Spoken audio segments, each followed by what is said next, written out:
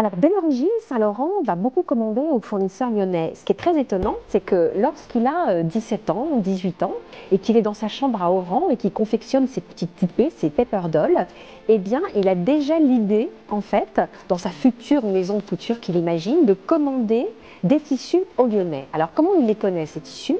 En fait, à Oran, il reçoit régulièrement, de par sa mère, en fait, les magazines comme Vogue qui montrent les publicités des fournisseurs lyonnais. Les soyeux envoyaient énormément de rouleaux.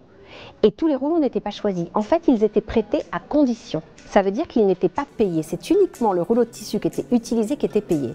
Donc il est évident qu'après la collection, il y avait un certain nombre de tissus qui n'étaient pas choisis par Saint-Laurent et ils repartaient chez les fournisseurs.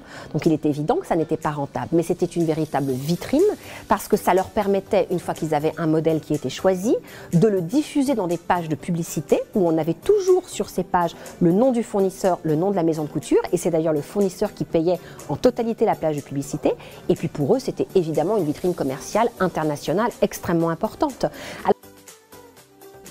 C'est la palette du créateur.